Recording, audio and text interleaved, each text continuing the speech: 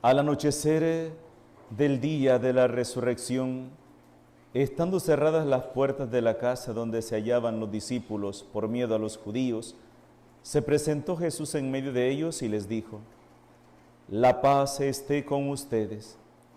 Dicho esto, les mostró las manos y el costado. Cuando los discípulos vieron al Señor, se llenaron de alegría. De nuevo les dijo Jesús: «La paz esté con ustedes. Como el Padre me ha enviado, así también los envío yo». Después de decir esto, sopló sobre ellos y les dijo: «Reciban el Espíritu Santo. A los que les perdonen los pecados les quedarán perdonados, y a los que no se los perdonen les quedarán sin perdonar». Palabra del Señor. Por las palabras del Santo Evangelio sean perdonados nuestros pecados. Hermanos, estamos llegando ya al final, hemos llegado al final del tiempo pascual. ¿Qué significa la Pascua? Esta palabra la hemos mencionado muchas veces durante este tiempo. ¿Qué significa la Pascua? La Pascua significa el paso de Dios entre nosotros. Dios que pasa entre nosotros. Esto tiene que darnos bien claro a nosotros. La Pascua es el paso de Dios. Dios que pasa entre nosotros. Dios que va, camina entre nosotros. Llegamos a su final. Al final de ese tiempo en el cual Jesús, nuestro Señor, termina su misión de entre nosotros. Anoche celebrábamos la vigilia como preparatoria para Pentecostés. Vigilia de Pentecostés, así se llama, la vigilia preparatoria para la solemnidad de Pentecostés. Reflexionábamos ayer sobre una lectura sobre la historia de la Torre de Babel, ¿se acuerdan? Y tengo que mencionar esta lectura porque la primera lectura nos habla de algo semejante. Para entender un poquito lo que la primera lectura nos cuenta del momento en el cual descendió el Espíritu Santo sobre los apóstoles, estando cerradas las puertas. Nos cuenta la historia de la Torre de Babel, que los hombres, era tan grande su soberbia, su orgullo, su arrogancia, que pretendieron hacer una torre para ser poderosos. Dios los vio y dijo: si no detengo a estos hombres, si no los detengo, cualquier cosa que se propongan la van a conseguir. ¿Y qué era lo que Dios veía en esa actitud? Arrogancia, soberbia, ambición, y todo eso ¿a qué lleva al hombre? A su propia destrucción. Entonces, ¿qué hizo Dios? Voy a confundirles las lenguas. Voy a confundirles para que nadie se pueda entender. Porque si ellos siguen, van a hacer su propia destrucción, van a destruirse ellos solos. Y veíamos anoche que el hecho de que Dios confundiera las lenguas no era una actitud de maldad de Dios para con los hombres, sino de decir: no, esto está mal. Y Dios prevé con anticipación aquello que pueda traer graves consecuencias y dice: los voy a confundir para que no sigan con esto. Y les confundió, y así cada quien se fue, agarró por un lado, porque no se entendían y se dispersaron por todo el mundo.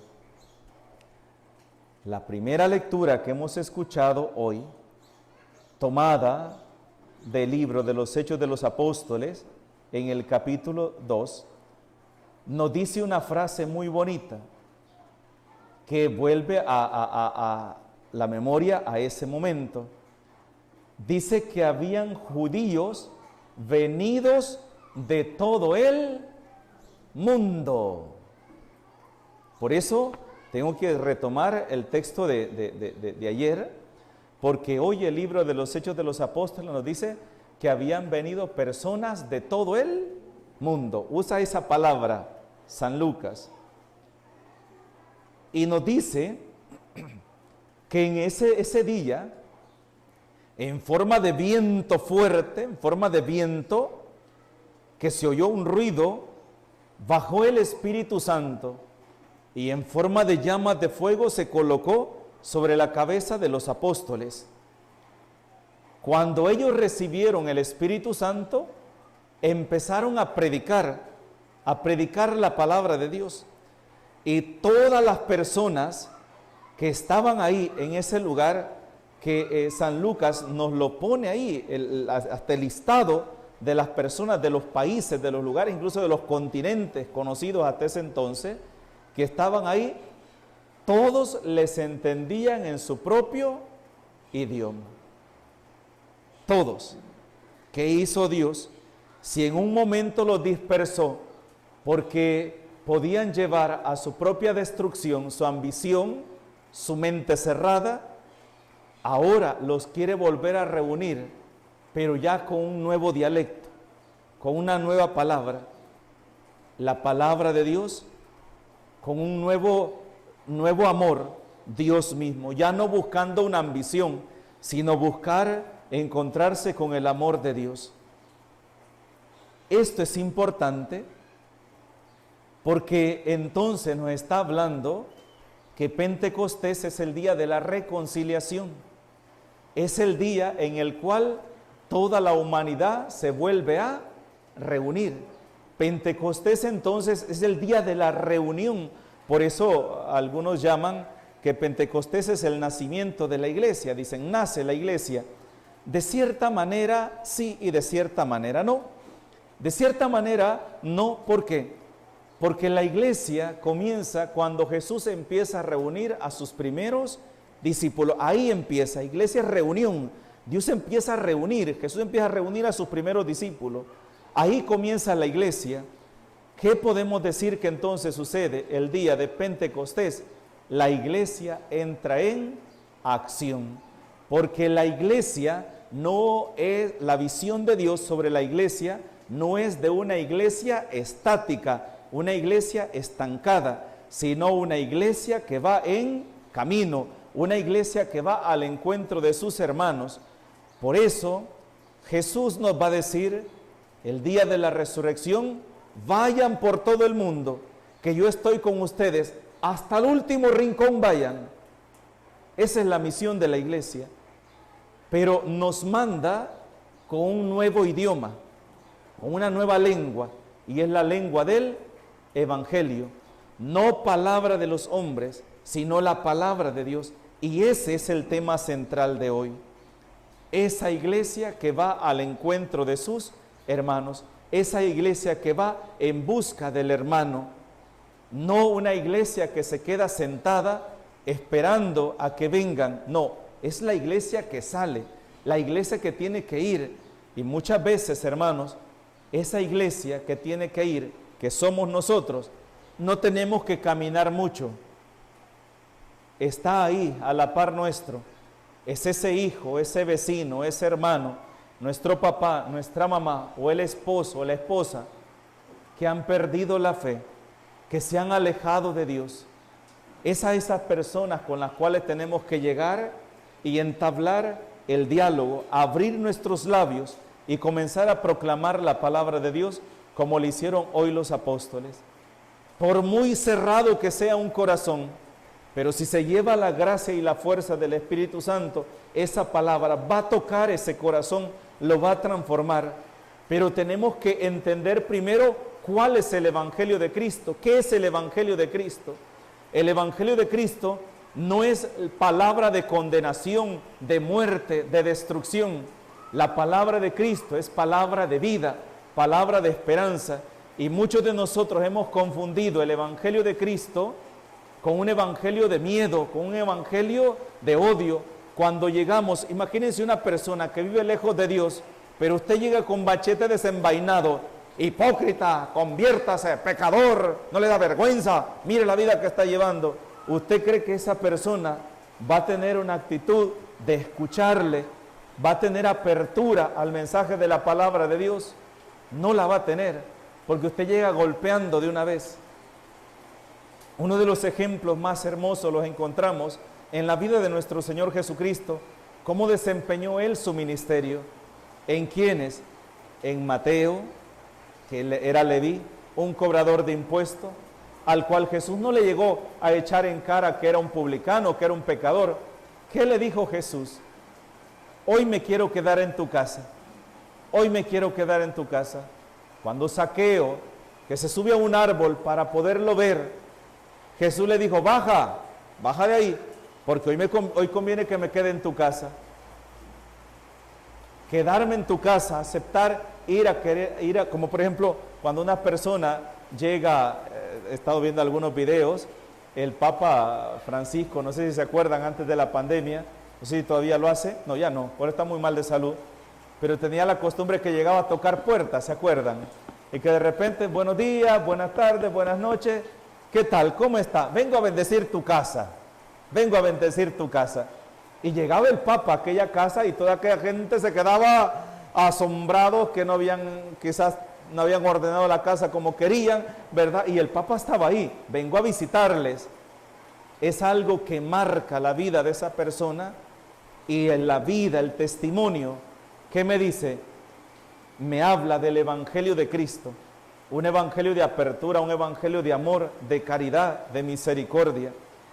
Por eso el día de ayer el Papa, en ocasión a la solemnidad que celebramos hoy, mencionaba una frase muy importante, haciendo referencia al evangelio que hemos escuchado hoy, cuando Jesús nos dice en el evangelio de hoy, como el Padre me ha enviado, así también los envío yo. ¿Ve? Así como el Padre me envió a mí, con el poder, con la fuerza, con la unción que el Padre me ha enviado a mí, así también los envío yo. Reciban el Espíritu Santo. A los que les perdonen los pecados les quedarán perdonados, y a los que no se los perdonen les quedarán sin perdonar. Decía el Papa Francisco, ¿cómo puede haber reconciliación si no hay perdón? Si no hay perdón, no puede haber reconciliación. Cuando Jesús viene a este mundo que estamos hablando, retomando las palabras del principio de la homilía, clavamos que la Pascua es el paso de Dios entre nosotros. ¿A qué viene Jesús al mundo? A reconciliarnos con Él, Padre. ¿Cómo podemos hablar de reconciliación si no hay perdón? Pero el Papa hablaba no solamente del perdón que Dios me da a mí, porque acuérdense que en el Padre Nuestro nosotros decimos, perdónanos así como nosotros también perdonamos a los que nos ofenden. Entonces el perdón es el que yo pido, pero también el perdón que yo doy. Y hablaba de ese perdón, así como el Padre está dispuesto a perdonarme a mí por las ofensas, por los pecados que he cometido, así también yo debo estar dispuesto a perdonar a mi hermano, a mi hermana, a mis padres, al esposo, a la esposa, perdonar a los hijos, perdonar a mi vecino, porque perdonar es retornar a la casa del Padre, perdonar es retornar a la reconciliación con Dios. Mientras que yo no perdone, mientras que mi corazón esté cerrado, entonces no puedo retornar a la gracia del Padre, porque hay una barrera, así como en el matrimonio, como cuando en el matrimonio los esposos no son capaces de perdonarse, cuando ha habido un fallo, cuando ha habido un acto de irresponsabilidad, de injusticia de uno para con el otro, o entre los hermanos, esa falta es una barrera.